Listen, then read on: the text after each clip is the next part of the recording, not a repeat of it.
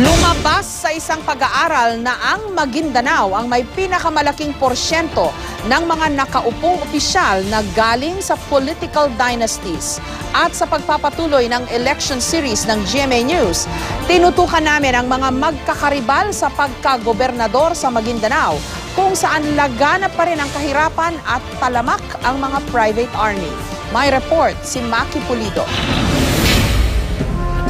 Mahigit 6 na taon na matapos ang pinakamadugong election-related violence sa Pilipinas, pero nasa ilalim pa rin ng state of emergency ang buong Maguindanao. Tinanong ako ni Presidente, pati na po si Secretary de Lima, kung pwede na ba i-list yung state of emergency. Sabi ko hindi pwede. Napakadaming PAGs, napakadaming mga lawless elements in our area. Si Esmael Toto Mangudadatu, asawa ng isa sa mga biktima ng Maguindanao Massacre, nasa ikalawang termino na bilang gobernador ng probinsya.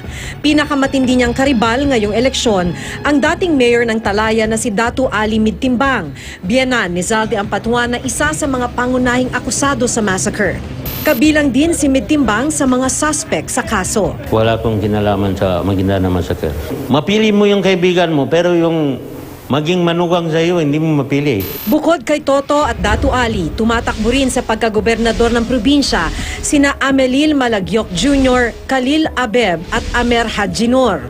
Wala mang tumatakbong Ampatuan sa pagkagobernador, marami pa ring miyembro ng kanilang angkan ang kasalukuyang nakaupo at tumatakbo sa mga mas mababang posisyon sa probinsya. 17 sa mga Mangudadatu at 17 rin sa mga Midtimbang ang nakaupo sa pwesto. Ngayong eleksyon, 16 ang mga tumatakbong Mangudadatu habang 30 naman sa mga Midtimbang ang kumakandidato. Sa pag-aaral ng Asian Institute of Management, ang Maguindanao ang may pinakamalaking dynastic share o porsyento ng mga nakaupong opisyal na galing sa political dynasties. Sa isang text message sa GMA News, iginiit ni Mangudadatu na malaya silang inihalal ng taong bayan.